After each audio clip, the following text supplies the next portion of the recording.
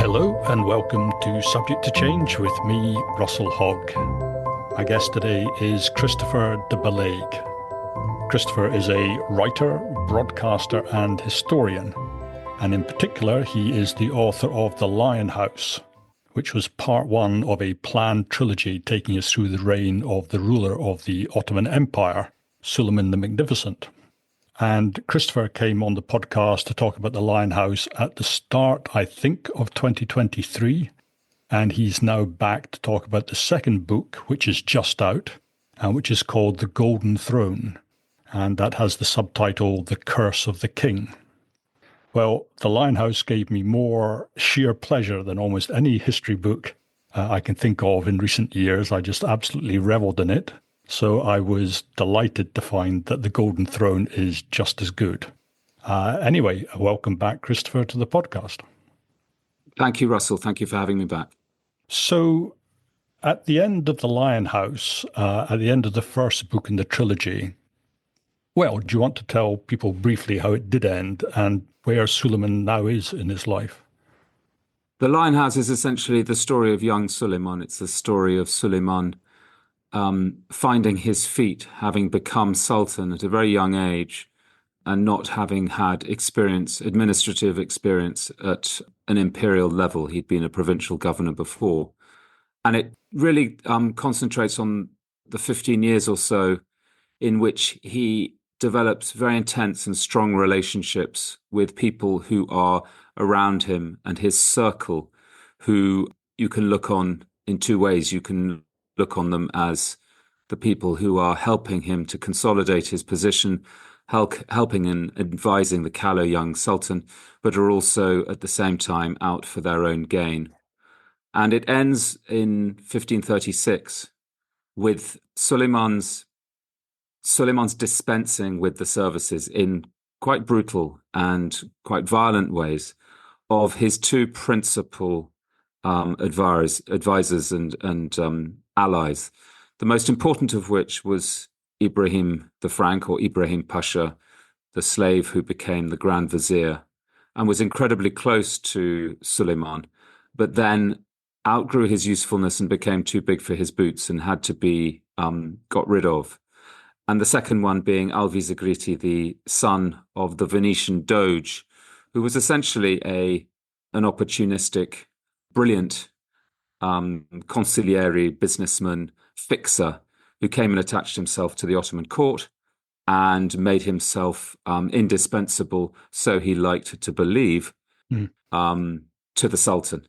And so 1536, we have that moment where Suleiman divests himself of these two extremely important, extremely powerful men and is on his own in the prime of his life at the Ottoman Empire's apogee.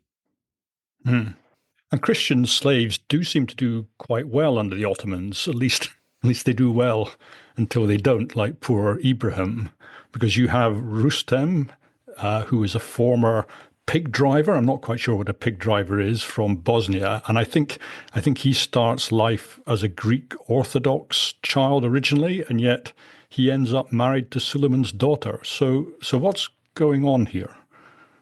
Yes, you're right.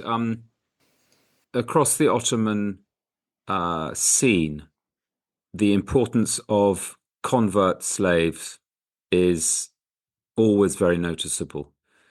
And the advantage of surrounding yourself by slave converts is that they have no family. They have been wrenched away from their own families, wrenched away from their cultural background. In some cases, they have the zeal of a convert, so they're very assiduous in prosecuting holy war and in making sure that Holy Writ is observed throughout the empire. But more important than that, they are loyal only to the Sultan. They owe everything to the Sultan. And so a great many of the characters in The Lion House and The Golden Throne, which cumulatively have a large cast of characters, a great many of those important personages in the Ottoman Empire are Christian slaves. To say that they are slaves is, of course, to acknowledge that their liberty was deprived them. Many of them are for example, the Janissary Corps, which is the elite crack infantry corps and possibly the most renowned and feared infantry corps in Europe. They are entirely composed of slave converts, in many cases inducted into the corps through the devshirme system, which is essentially when the Ottomans enter a new province and enter a new district for the first time, they conduct a levy of young men. And so every village will have to contribute a certain number of young men. They will be selected according to their physical prowess and various other attributes that are considered desirable. Then they're given an education, they're converted, they're circumcised, and they are given an extraordinarily wide-ranging education, physical, moral, intellectual, in order to allow them to take up positions in the empire. Many of them enter the Janissary Corps. And so that is one factor in this process. Another, as you say, Ibrahim Frank was a slave. Ibrahim the Frank was a slave. Rustem Pasha, who becomes Grand Vizier later on and is Grand Vizier for much of the action in the Golden Throne, was also a slave convert. But then we also have the members of the harem, and many of them, indeed all of them, are slaves. And one of them becomes extremely important in the Golden Throne, and that is Hürrem, who is the Sultan's favoured concubine and later his wife. I always find the harem quite fascinating, and I guess because everybody finds sex fascinating. But when I think about Suleiman's harem, it seems to be quite a chaste and modest affair. When I compare it to something like Mully Ismail's harem, I think he was the ruler of Morocco about 100 years later, who has, I think, allegedly some 500 concubines and over 1,000 children. But Suleiman's harem is a more modest affair, isn't it? The harem is it increases and decreases in size. Not every girl who enters the harem enters the Sultan's bedchamber. They can go into various forms of service within the harem, and they can become the handmaidens and attendants of the Sultan's favoured concubines or his mother or other senior members, female members of the royal family. So to enter the harem doesn't necessarily mean that you enter the Sultan's bed. A number are selected, and we don't know how many, but certainly Suleiman, as a young man, was visited by several concubines. He had children by several of them before Hürrem. I'm not sure that chaste is the word that I would use, but it is perhaps more restrained than, for example, sometimes the Moroccan harem was. But it does rather depend on just how highly sexed the Sultan himself is. And Suleiman clearly had a vigorous sex drive. He had what is by modern standards many children, but he wasn't as highly sexed, for example, as his son Selim, who also had the advantage of not being a warrior prince, and so he spent much more time in the palace, and he had many concubines. And to go to the other extreme, you've got the people who live sexless lives, who are the eunuchs. And I know that eunuchs aren't unique to the Islamic world. And I think you mentioned Ganymede, who was a general in the Egyptian court fighting Julius Caesar. And then there's the famous Chinese admiral Zheng Hu, and there's Narses, the Byzantine general, who famously completes the reconquest of Italy for the Byzantines. So there's eunuchs throughout history. But I'm really not quite clear about the institution of the eunuch. Is it something that the Ottomans got from the Byzantines? Is it an Eastern thing? Do you know where it comes from, or how long it lasted, how prevalent it was? I think the scholarly consensus is that it is inherited from the Byzantines. But as you say, it's far broader in its geographical scope than simply, that little intersection of Asia Minor and Europe. In this case, I decided that I would like to highlight one eunuch character that we know quite a lot about and who was significant because he did significant things, and that was Suleiman Pasha, Suleiman Pasha, not to be confused with Sultan Suleiman, but Suleiman Pasha was again a slave. He was, we think, from Hungary. He entered palace service and he rose to the very top of the palace administration. That means that he took charge of the privy chamber. He became the closest male servant to the Sultan. And that meant that he enjoyed an extraordinary degree of trust. It meant that he was lavished with extraordinary clothes, given immense numbers of horses and other gifts. And when he emerged from palace service, he was a very wealthy man. But he had, along the way, given up the instruments of his male autonomy. He had been castrated. We think at a young age. It was usually this usually happened at a young age. There are snippets of quite graphic descriptions which I put into the Golden Throne, because we bandy around the word eunuch without really reminding ourselves of just what it takes to become a eunuch. And the eunuch, of course, is a figure that is useful because he can move between the male and the female spheres politically and in terms of the geography of the palace. So the eunuchs often have the most amount of information. They are privy to information from the harem, from the female side, and also in the case of someone like Suleiman Pasha or others who go on, and Suleiman Pasha does go on to become Grand Vizier, those who rise to the very top of the political administration, they are privy to and involved in the great decisions of state. In some ways, they are the best informed people, or they can be the best informed people in the empire. And so it's not an accident that when foreign ambassadors and visitors from foreign states wish to find out what's going on behind the forbidding walls of the palace, parts of areas of the palace to which they have no access, they will seek out the eunuch or people who know the eunuchs, along with another class of extremely important person, which is the Sultan's, the concubines, handmaidens, who are very often Jewish women. And so they don't observe the same restrictions. They are not restricted in the same way in terms of their interactions with members of the opposite sex. So these two classes of person become extremely important informants. And that was, for me as a writer, extremely suggestive. And I wanted to give prominence to a eunuch. And so Suleiman Pasha became that eunuch in the Golden Throne.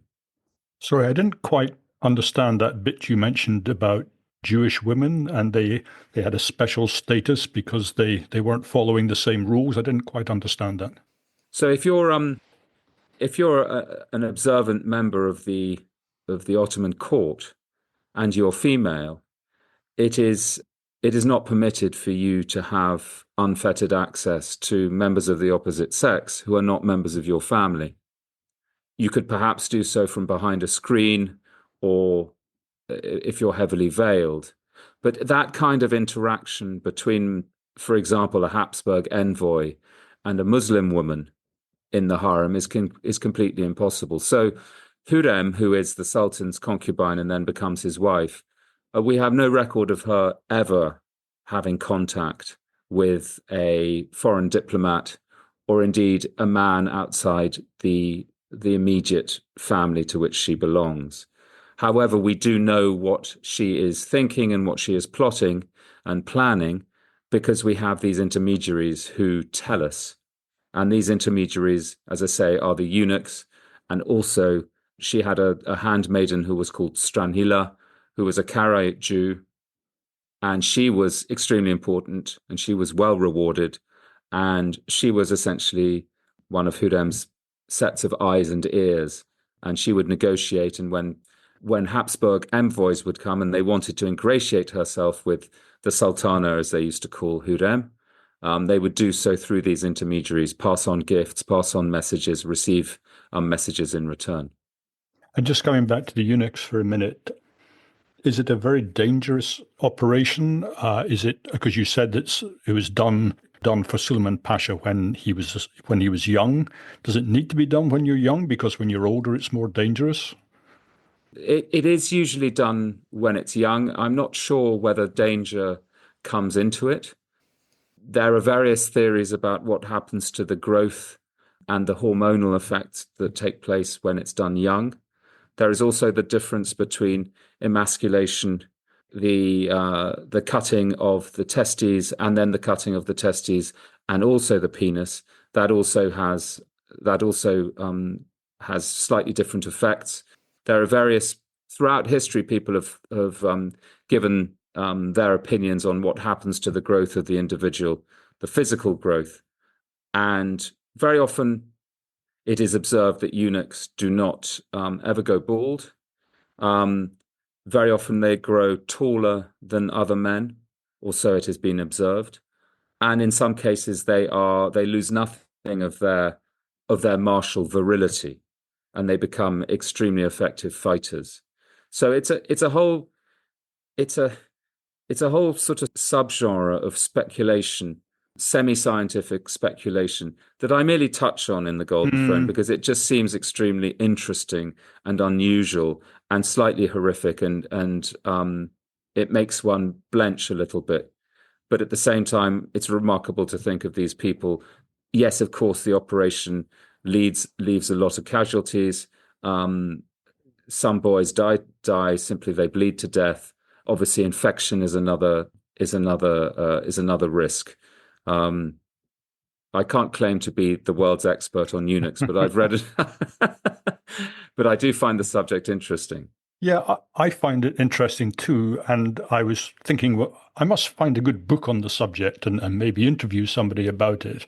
But then I just found some highly academic book, I think, about Byzantine eunuchs. And when I say I found it, I think the cost was over £100, and that's always a sign that it's going to be almost impenetrably unreadable. So I gave up on it. Anyway, let's. I sort of got us diverted on this, and maybe spending too much time on it. I want to get on to talk about Suleiman's great rivals at the time, but before I do that, I just wanted to spend just a couple of minutes, maybe not all the listeners will know, and certainly I didn't until shamefully recently. Can you just give us a sense of where the Ottomans fit into the Islamic world? Because I think certainly in my case, I sort of saw Islam as some sort of amorphous whole, and the idea that there was Arabs and Turks, and that there would be Seljuk Turks and Ottoman Turks, and there would be Iranians or Persians, and that these would be different entities, shamefully just passed me by. So it's just worth quickly situating the Ottomans in the Islamic world before we go on to talk about the Christians. The Ottomans are, at the time we're talking about the early and mid 16th century, the dominant feature of the Islamic world. Several reasons account for this. They are of Turkic origin, that is to say that they migrated from Central Asia, and having that migration having spawned several dynasties and several empires, you end up at the turn of the 16th century with the Mamluk Empire occupying much of what is now Egypt, Syria, and Arabia, the Arabian Peninsula. And you have the Ottomans, who are growing from what has become their base in Anatolia. And then you have, just appearing on the horizon, the Mughal Empire in India, which of course is formed of the descendants of Afghan raiders and invaders, but then becomes, a little bit after Suleiman, an extraordinarily refulgent and productive and interesting empire in its own right. Complicating the picture is the Iranian reality, which is lying to the east of Anatolia, to the east of the Turkish heartland. Because at the time when the Lion House and the Golden Throne unfold, the Iranians are delineating themselves much more sharply from the Sunni orthodoxy, what we now consider to be the Sunni orthodoxy, that will be personified by Suleiman.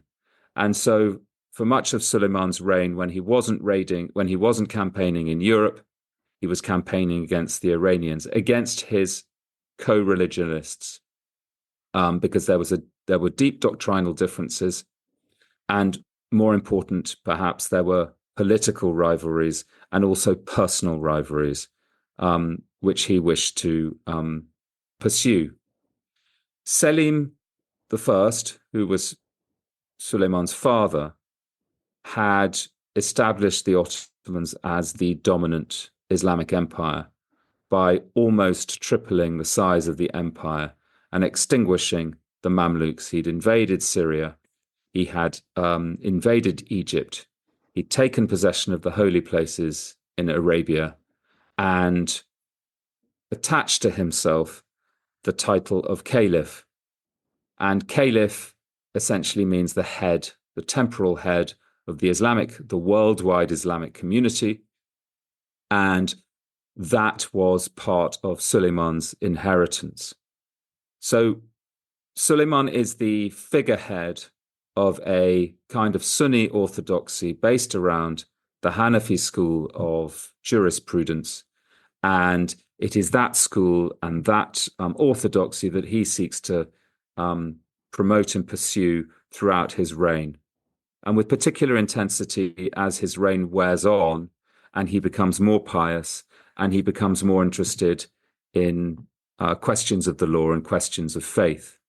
And this leads to the further intensification of the rivalry and the wars that take place with Iran to the east for the doctrinal reasons and the political reasons that I mentioned.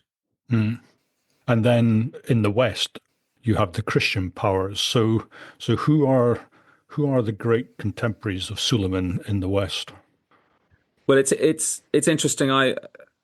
When I submitted the first draft of the Golden Throne, and my editor came back with his suggestions, one of them was that I'd omitted to place this distinction between the Islamic world and the Christian world in a formula that would be immediately recognizable and acceptable to readers. I set out at the beginning to demonstrate just how divided Europe was at the time. And my first section in the book, or my first act, is called A House Divided. And essentially it concentrates on those Christian powers. Mm. But searching for a sort of a shorthand or a metaphor that would allow us to understand what's happening, I hit upon the idea of a roof with the sultan's domains covered by a roof that is built by a single roofer, a single set of materials, a single set of principles. And essentially what happens is the Ottoman Empire expands. And as it expands, the roof gets built, it gets added to. And so new dominions come under the roof. And it's a seamless roof because he is interested in standardizing practice, in standardizing administration. And essentially you just add to what you already have. You go into a contiguous territory. It's the logic of expansion is extremely legible and easy to understand. The Christian reality is very different. Christendom is not dominated by a single power. It is disputed by many powers, the most important of which at this period, and I often try and emphasize to Western readers, and this is one of the points why I even got interested in this issue of Suleiman, is that Suleiman was certainly half of his career, half of his life, half of his thoughts were devoted entirely to European politics. He was a European monarch. He was at the base of a diamond of four vital European monarchies, with Henry VIII at the top of the diamond in geographical terms, furthest away from Europe, not much of a fighter, very interested in the affairs of the bedroom, disputing with Rome, but nonetheless an extremely significant political heavyweight.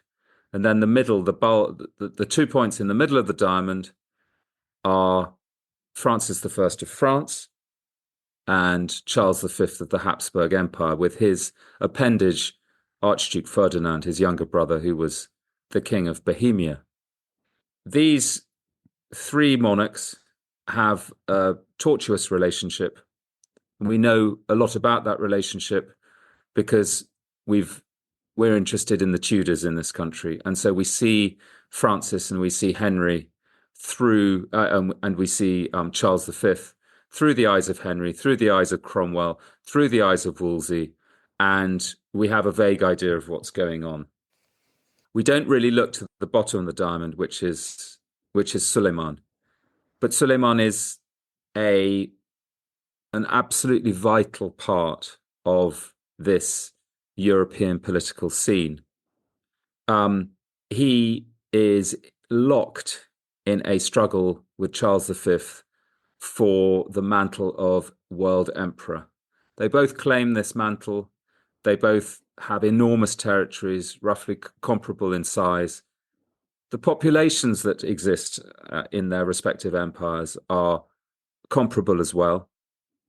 And Suleiman has a keen political sense of what is happening in Europe. He knows that Europe is being riven by the Reformation.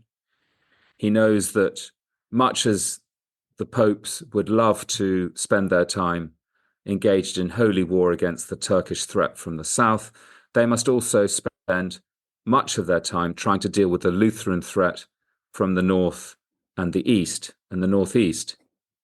And so Suleiman times his campaigns northwards at times when Charles is particularly vulnerable as political figurehead of European Roman Catholicism, when he is particularly vulnerable to Lutheran, as he would see it, treachery.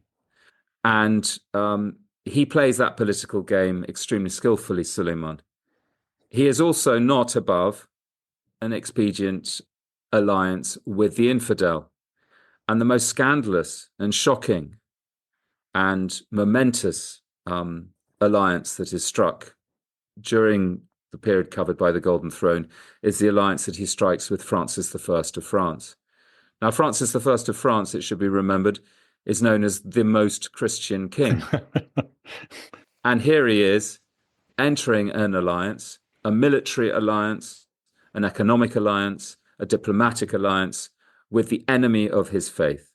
It is an utter scandal, and it produces some of the most extraordinary scenes and set piece battles and diplomatic events on the pages of the Golden Throne.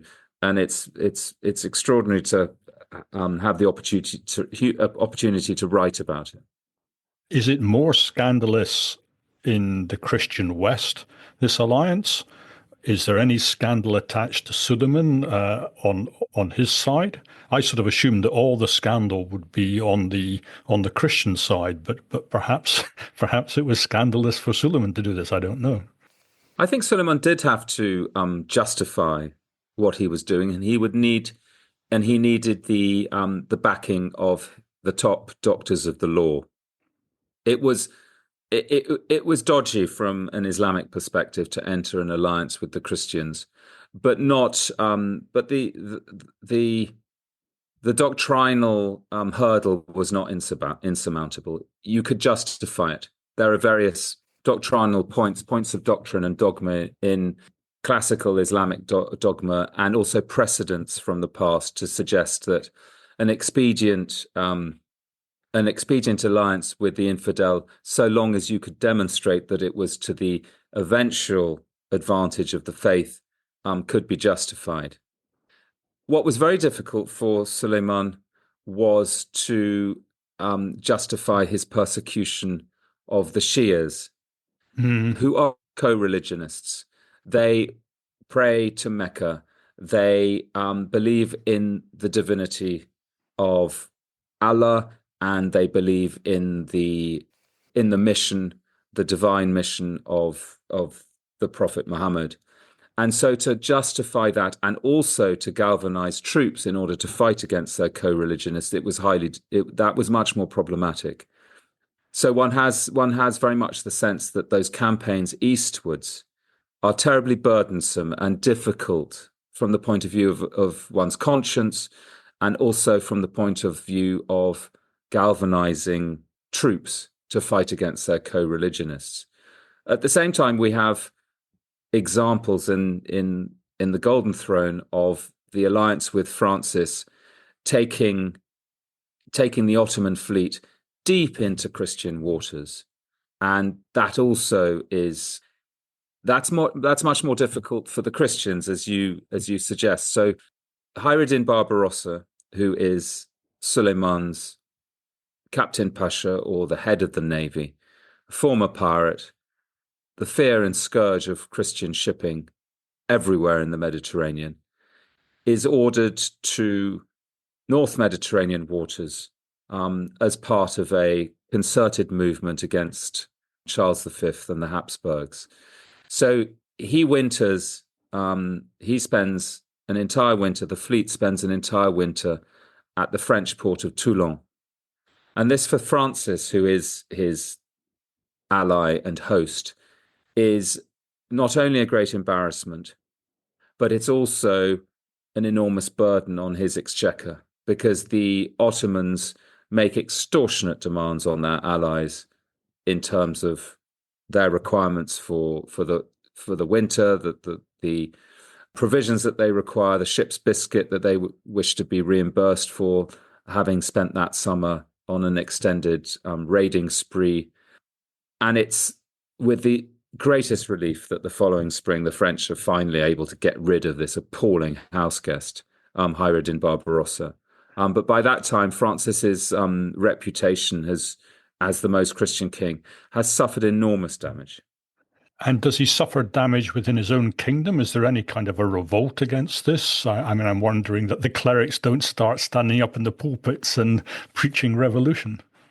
I didn't get any sense of that. My sense is that Francis had a pretty close control on what was disseminated from the pulpit, and I haven't seen examples of him being denounced from the pulpit. So interesting. That leads me to suggest that the mechanism of control was strong enough. He was the Golden Throne opens with a very interesting episode called the Affair of the Placards.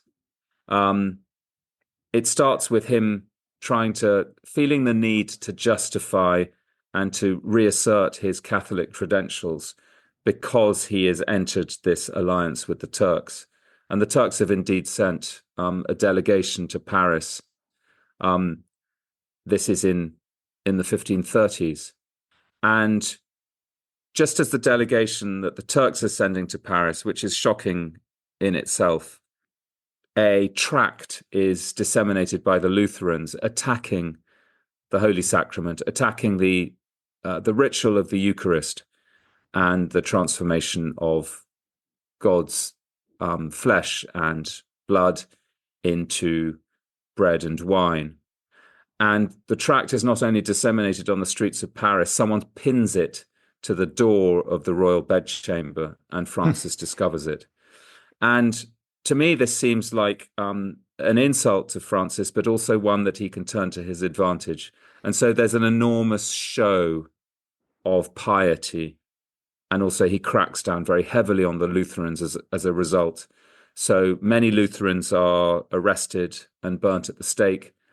And then there is an extraordinary procession through Paris when they bring all of the relics out of the churches, and they process through the streets in all solemnity, led by the king, in order to show the Lutherans that this is indeed, as the French love to call themselves, the elder daughter of the Church of Rome, and that they will not submit to the Lutheran subversion and conspiracy.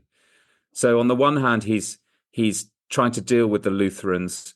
He's not in any way, I believe, a great dogmatist, but this is for political reasons. He needs to shore up his support and demonstrate that he is a good Catholic, despite the fact that he is in bed with the Turks.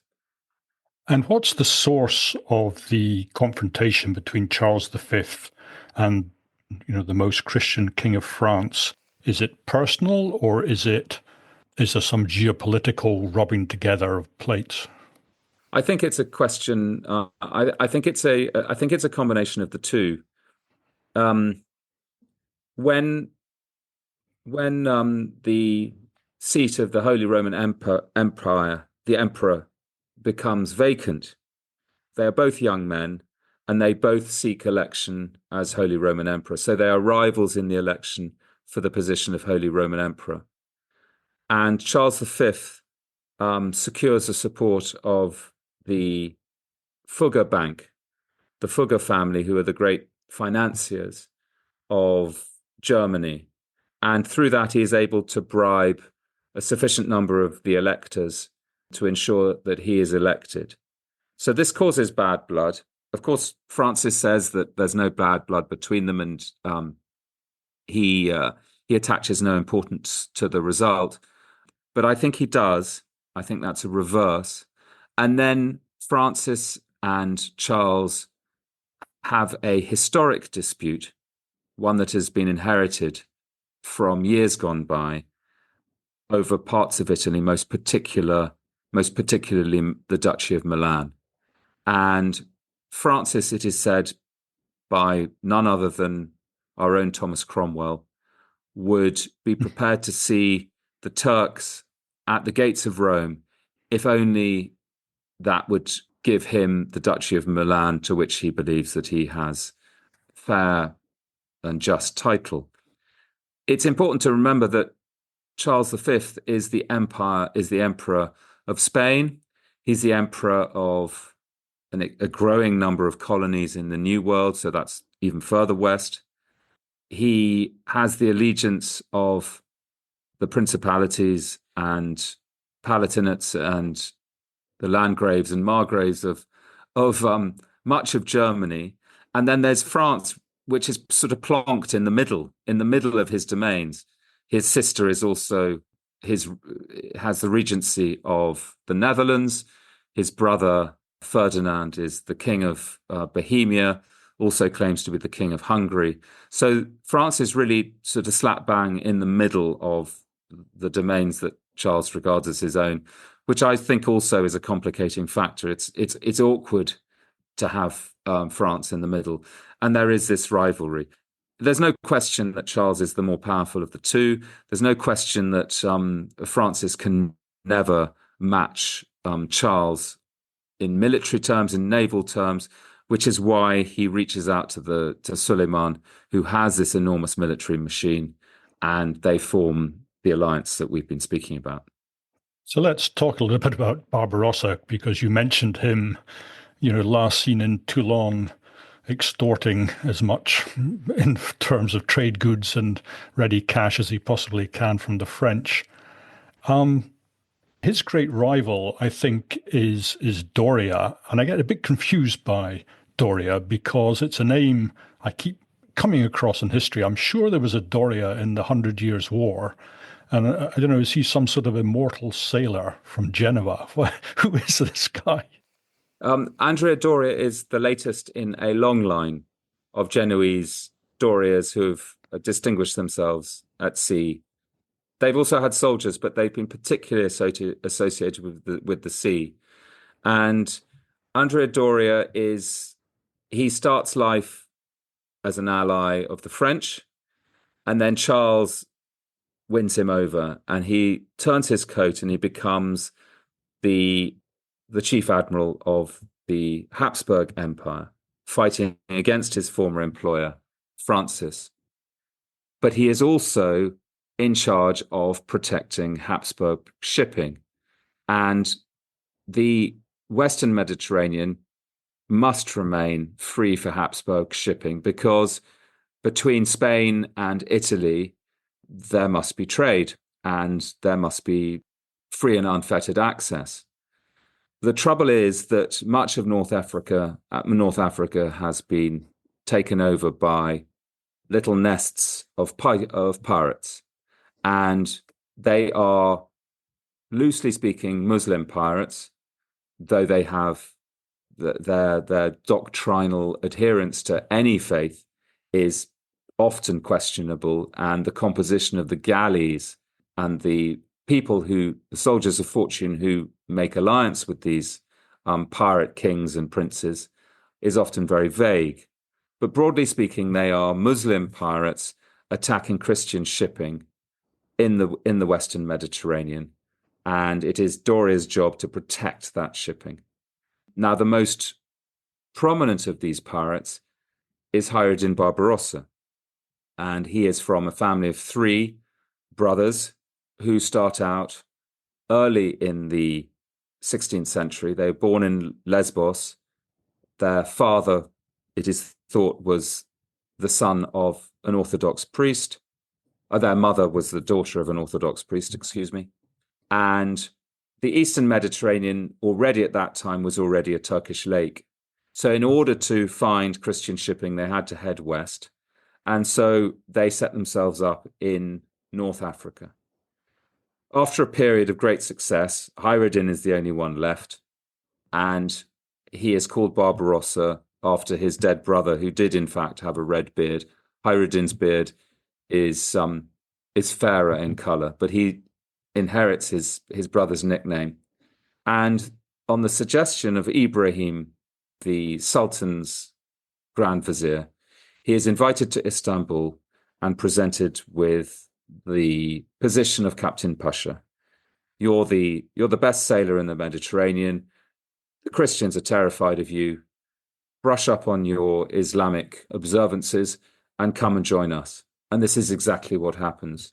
And Hayreddin Barbarossa becomes one of the Sultan's most loyal servants and the agent of an extraordinary campaign that runs throughout the campaigning season, ship after ship coming off the stocks of Gallipoli or Istanbul and joining flotillas and fleets that head around all around Greece, down to North Africa, across to Spain, everywhere, in effect, Western and Eastern Mediterranean. And his great enemy is Andrea Doria. So Andrea Doria and Barbarossa need to meet in a fully frontal big battle, and they need to decide who's going to be boss. And one of them needs to come off worse. But the great mystery and intrigue of this relationship is that they never go beyond proxy fighting. They needle each other. They do as much damage as they can to each other's allies, but they always somehow contrive never to meet frontally in battle. And this gives rise to all sorts of theories that, in fact, they're working together, or that there's some kind of tacit agreement, because they both know that if the other is eliminated, then they themselves will lose value in the eyes of their masters, or whether it's because there's some deep wellspring of respect between them. But on several occasions, we have evidence that they came very close to meeting in battle, and one of them or the other swerved out of the way, and so they never do. It's an extraordinary and extremely diverting relationship. I'm sure when I spoke to Roger Crowley, and this was a period a bit later, I think he was talking primarily about the Siege of Malta and that kind of period. But I think his point was that these fleets are enormously expensive, and the men sailing them are incredibly skilled and hard to replace. So to risk everything on a big battle, it's something that is terrifying to them. I think that's absolutely right. The Battle of Preveza, which takes place in 1538, is a time when the Turks and the Holy League, which is constituted of Venice and Genoa and other Habsburg possessions, could meet, and yet there's this extraordinary scene when it looks as though Barbarossa can be cut off and his ships can be cut off, and there might be this kind of decisive engagement between the two sides. And Doria signals to the rest of his fleet that they must not pursue Barbarossa, that they must not try and cut him off from the bay into which they're trying to gain entry in order to secure themselves. And when the Venetians, in particular, the Venetian admiral is absolutely furious and rounds on him and says, what are you doing? And he replies, if we lose this fleet, then with what will we defend Christendom? Because it is all we have. So that is indeed the argument that is deployed. But the Venetians aren't convinced at all. And they claim that they see ships slipping from one side to the other, carrying messages from Doria's side to Barbarossa's side, as if they really are in cahoots. It's a bit rich coming from the Venetians, who are the worst for playing both sides off against the middle, right? That's a very good point, Russell. No one ever accused the Venetians of consistency of argument. And of course, they were completely dependent on Turkish goodwill in order to keep their trading routes open. Just another detail from the book. Well, I say a detail, but I wanted to hear what you had to say about Lipari. And I wasn't sure whether this was just an example of the outrages that Barbarossa and his fleet committed, or whether this was a particularly significant and notorious incident. But it sounded just horrific. Yes, Lipari is the sort of penultimate and climactic stop-off as Barbarossa's fleet returns from Toulon to Istanbul, and he had gone down the western coast of Italy. It was an extended razzia and raiding kind of exercise, and Lipari was.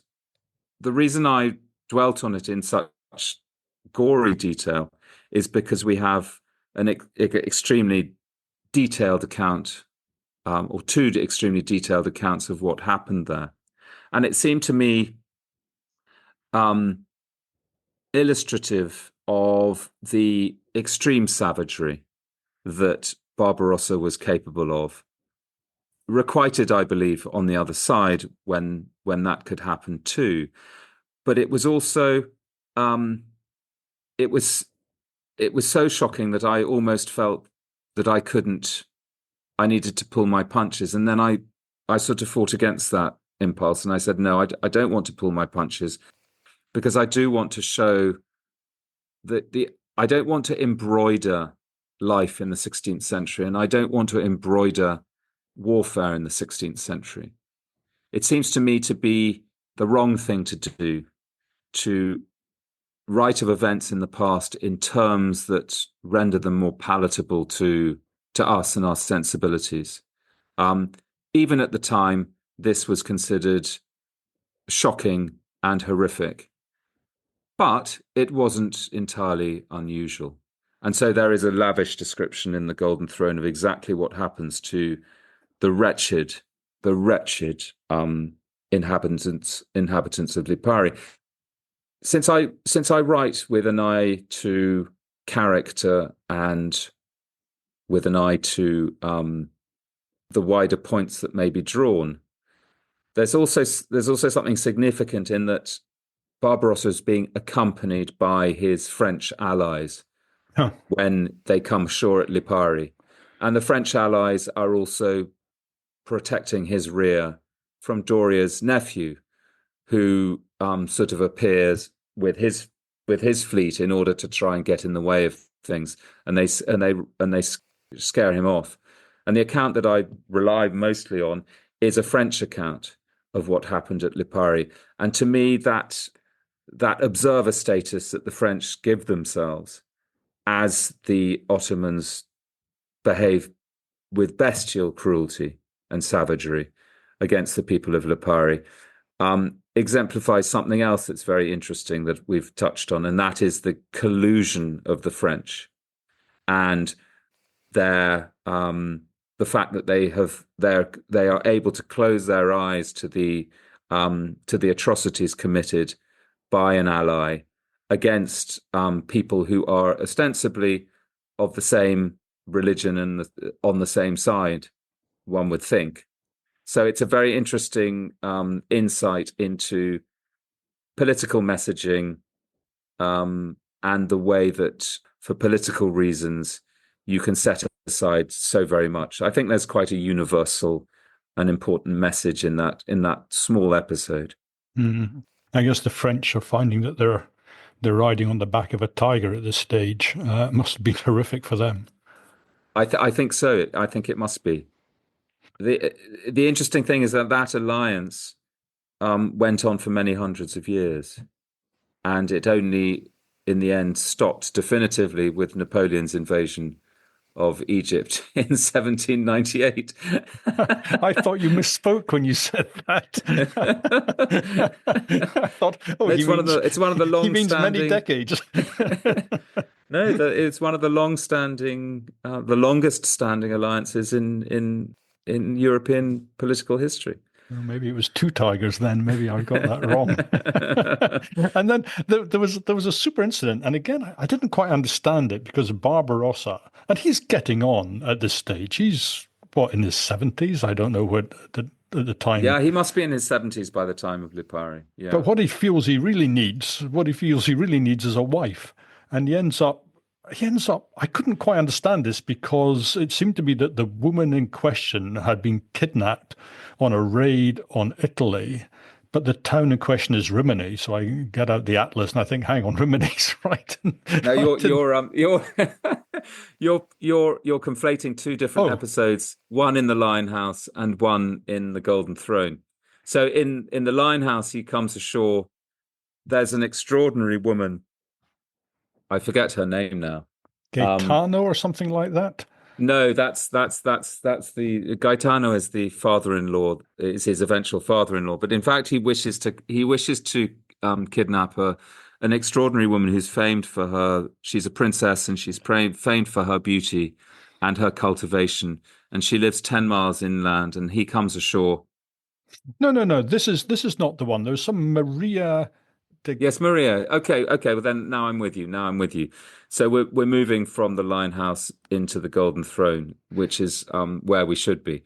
So that as he's on this extended razzia heading northwards towards Toulon, I think it's Talamone, or it may not be Talamone.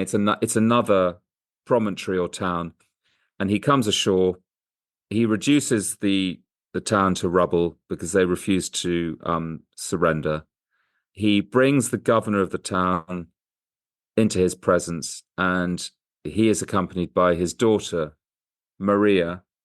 Maria is converted to Islam and married to Barbarossa, and she accompanies him on the rest of that campaign.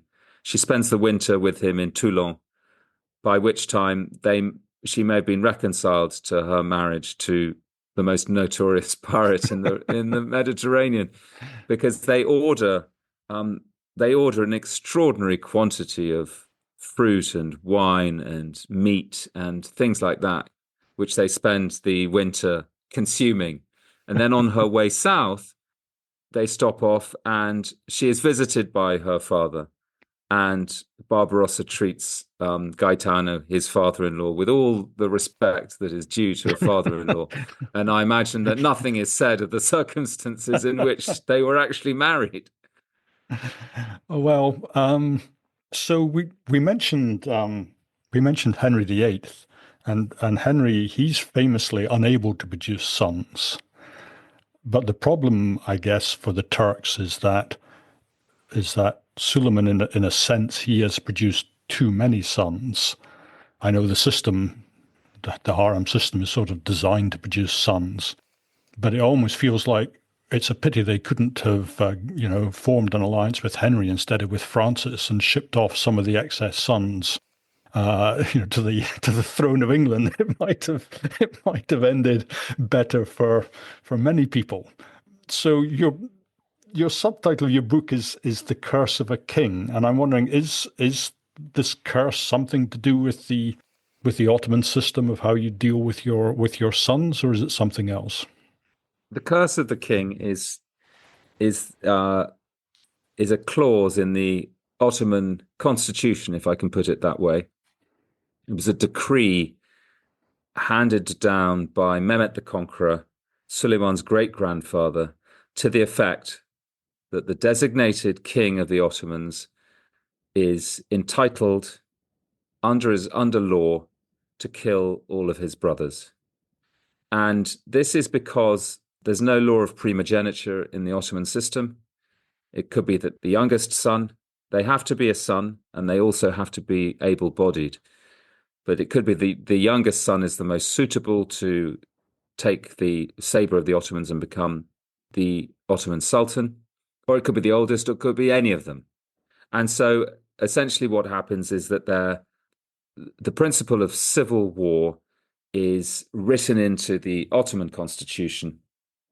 As soon as the sultan dies, they all make a beeline for Istanbul. The fastest, the strongest, in theory, the most deserving, becomes sultan, and he puts his brothers to death. But of course, there's a question of preemption starts to come in, and you think, well, as soon as this sultan gets over a certain age and he starts showing his years, then you might as well start thinking about jockeying for position, making sure you're in a provincial governorship that is close to the capital, and you might even set about killing your brothers at that stage. So this decree was designed to make the system decisive, but in fact it brought forward that period of chaos that should in fact follow the death of a sultan, makes it possible to happen much earlier. Now, Selim I, Suleiman's father, killed all his male relatives apart from Suleiman. So he killed 5 nephews, an unspecified number of sons. We don't know how many sons he had, though he ended up with 11 or 12 daughters. So one can assume that he had quite a few sons as well. And the only surviving son was Suleiman, whom he tried to kill on one occasion as well. But Suleiman avoided that. Someone with so much blood on his hands, he was himself a parricide and a regicide. He killed his own father. He very likely killed his own father. His father was sent into exile and died several days later, we think from poisoning. Is of necessity of a very suspicious nature. And so he was suspicious of everyone and was probably suspicious of young Suleiman, which explains his attempt to kill him. This meant that Suleiman came to the throne uncontested. He was a lucky king. It was a lucky accession. There was no blood for him to let because there's no one left to kill. And so he had a blissful transition into the sultanate. And as soon as he fell in love with Hürrem and started having children with her, they just carried on. It was extremely unusual for an Ottoman sultan to allow a concubine, once she had given birth to a male son, to continue to share his bed. Generally, they were sent off to a provincial governorship, to a province where they would nurture and raise the son in question, give him the best education possible, in anticipation of the day when he would have to fight for the throne. But Hürrem was a remarkable and a very unique woman, and she captured the Sultan's heart to such an extent that he brought her into the palace. He didn't send her away as soon as she had her first male child, and he continued to have other children with her. So these 4 able-bodied boys and one crippled boy, who in some ways is the most attractive and charming of the sons, Jahangir, but ruled out of the succession because of his double hunch. These sons and a daughter Mirhamar all grow up in Istanbul, close to their father, with their mother. It's quite a sort of unusual, surprising, domestic, ordinary family, except that this curse is hanging over them. And when Suleiman starts to show his years, when he enters his 40s, which is at a time when, at any time, you can die in your 40s in the Ottoman period, particularly if you're conducting campaigns every year or every other year. And his father died of the plague, so the plague's knocking around, and there's all sorts of other illnesses that could carry you off. Then the sons start to think about how they're going to play it, and they're all sent off to provincial governorships. But there's an added complication, and that is that Hürrem isn't the only person to have had sons by the Sultan. Her predecessor as the Sultan's favoured concubine, Mahidevran, has a son, Mustafa, and Mustafa is by far the most popular of the Sultan's sons. He's beloved of the Janissaries, the crack infantry force, and he has all the qualities that one could possibly want for in a king. The only problem is that he is not Hürrem's son. He is Mahidevran's son. And so Hürrem forms a cabal consisting of herself, her daughter Mihrimah, and Mihrimah's husband, the Grand Vizier Rustem Pasha, to ensure that one of her, Hürrem's sons, gets to the throne, and more immediately that Mustafa does not.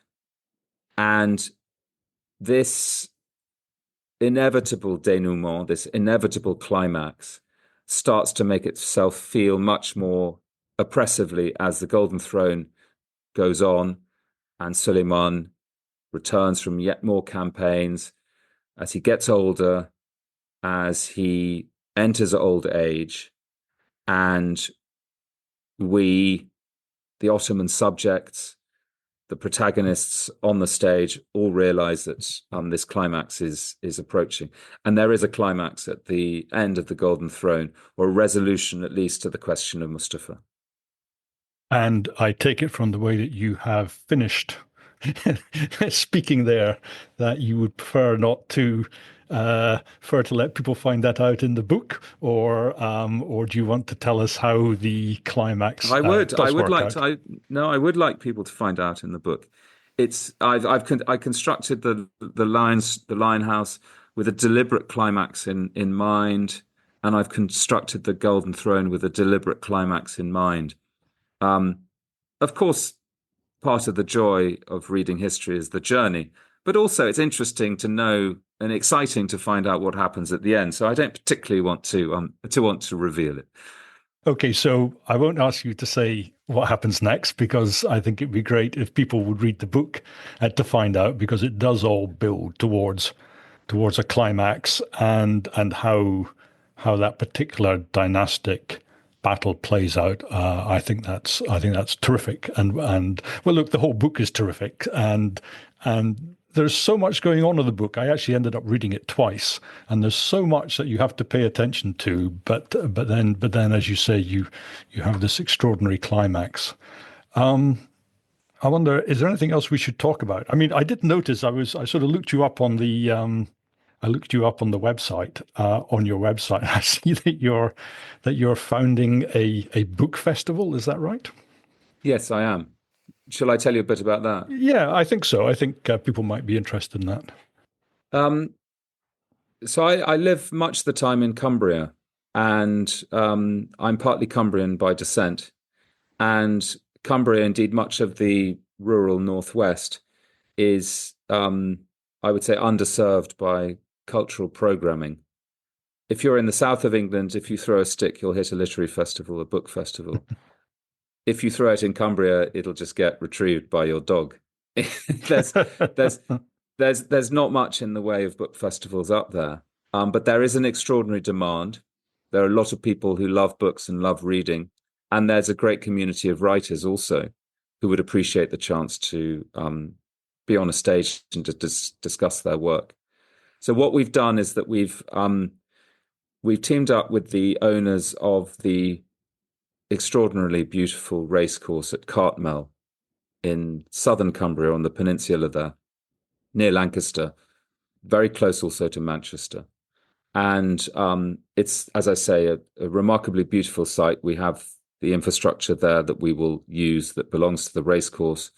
And we have the absurdly pretty village of Cartmel next door. So much of what makes festivals of any kind special is the location. So we have the location, which is truly special. We are setting up a festival that will start on the second weekend of June 2026 and then run, we hope, in perpetuity over the same weekend. And we're not limiting ourselves in terms of theme or content. We want it to be a general festival with the emphasis solely on the excellence of the speakers and the writers. We will have strong local content. Strong attention will be paid to nature and the land and to novelists and historians working locally, but also my background as a foreign correspondent, as someone Right. who has covered politics and society and literature around the world, means that we will also have a strong national and international feel. So we'll be bringing the world to the lakes and the lakes to the world. That is our intention, and it's extraordinary how much support we've already got for this endeavor. We're going to have a very good schools program. We're going to be trying to spread the joy of the spoken and written word into nooks and crannies in the Northwest that haven't been properly explored, and where people in some cases live deprived of much of the joy that this can bring, or not sufficiently taken care of in this respect. And we also feel that at a time when the world is increasingly unhinged, increasingly people live atomized lives, that unrehearsed, unscripted meetings of people, gatherings of people are extraordinarily important. This isn't a luxury. This is absolutely essential to the health of society. And so we have ambitious aims for the festival. We want it to bring joy, and we want it to bring knowledge and understanding. And how long is it going to last for? Is it you said a weekend, which seems short. A 3-day long weekend, so Friday to Sunday, is how we will start. We can't run before we can walk. Right. We are both finding our feet. I have a wonderful producer who I'm working with, and we're both finding our feet in terms of how you put this kind of thing together. We have to do a lot of fundraising. I'm reeling in all my author content, all my author contacts, and saying, "Are you up for the prettiest literary festival in England?" And they all say, "Yes, count me in." It may be that 3 days is where we will stop, or it may be that 3 days will become 4 days or 5 days. We're not aiming to be the biggest festival in the world, nor are we aiming to be the smallest, but we're aiming to be one of the best. And I suppose my final question needs to be, what's keeping you? Where's part 3?